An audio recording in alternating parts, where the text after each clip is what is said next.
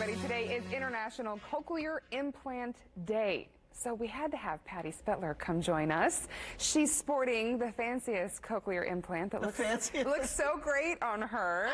And we haven't followed up too much, Patty. You and I see each other every week, and you've just been so comfortable and easy to talk to as usual that I haven't even really thought to ask, how are you doing with your new cochlear implant? Fine. Okay, goodbye. Okay. She's good. She's done. It's a journey, as you know. This is a process. This is not when you go, oh, all of a sudden I can hear everything. Well, I can hear, but things are a struggle. I have to watch you. You have lipstick. It's easier for me to read. Reading lips. And you speak very distinctly. Some people talk like I got the mumbling. You know, here's one example. Go to a drive-up to drive and order a hamburger. I can sometimes the squawk box. I can't see their lips and they mumble, and I have a problem with that. So I say I have hearing loss. Can I drive up to the window? And most people are all right. Good. I'm very open with it. I do realize that a lot of people hide this, and it affects your job. It can affect your relationships, going out to dinner, watching TV, answering the phone. It affects your whole life. I have Meniere's disease. Right. My first attack was in 1987, and actually I fell down in the newsroom. It was an episode and went right over. Can't believe it. Yeah. So I've had that. Some months were better, some years were better, but it's progressive and permanent. No cause, no cure. This side went so that it was pretty well dead, and my hearing aids weren't working anymore. Because that was on this a cochlear implant wasn't your first solution. No. I mean, when you knew you had Meniere's disease, you knew you were losing your hearing. Yeah. Your first step was obviously to get really good at reading lips, but then to have hearing aids, and you had them in both ears. Both ears. And they worked for decades. They worked. Yes, they worked. And again, it was progressive, so it kept going down on this side. So by the end, when they give you those tests and they test your hearing, it went profoundly. I couldn't hear. When they turned it up loud enough that I could hear sound on this side, it was painful. Oh, and that's not good. So that was the time to decide. And Dr. Ostrowski, Vincent Ostrowski, is my man. People come from all over the world to talk to him.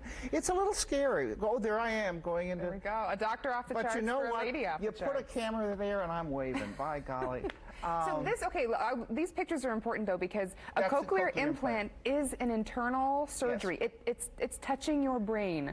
They go inside in the inner skull, inside your skull, and put like a magnet in there, and then there's a nice nurse, I forgot her name, and then this thing attaches. There's Dr. Ostrowski, and then this thing attaches to it, so that when I get up in the morning, here, I'll take it out. Do you want it? I'll wait till we come out here and I'll show you. You ready? Yeah. Okay. You can just, and it just pop, and there it goes. Here, this is the outside. This is what attaches to my brain. And now she has a hearing aid in your right ear only. Yeah. So you're but only hearing me with I'm your more right balanced now. Okay. So that I'm like, oh, I want to put this one up. Well, a lot of us remember the moment when you got that thing turned on. Because that was there. That was a moment. I don't know about that. You were there. Well, I hadn't heard anything on that side for so long. Right. Even with the hearing aid, that was your worst side. And oh, there, I got it back on again. So that's them setting it up and talking through it. You'll know the moment in this video, guys, when you see her turn on. Her eyebrows shoot up. Now, let's say this again, and compliments to you as well. You came out and did a live Facebook of this whole event, which I didn't know what was going to. Who knew what was going to happen? Right. How many people watched this? Oh, I wish I could remember. Over 50,000. I was going to say 50,000. Is it because of me? No. I didn't even have a doggy with me.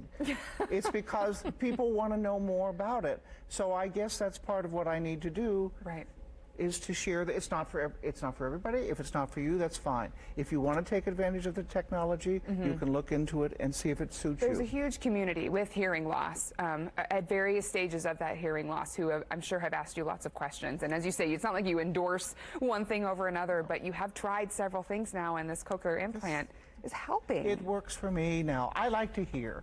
I want to hear you. I want to hear adverbs and adjectives, and I want to hear the birds, and I want to hear the naughty punchline, and I want to hear my floor squeaking at home. And your dog's barking. And my dog's barking.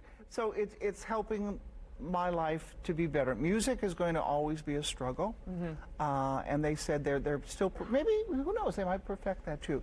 But it's still, hello.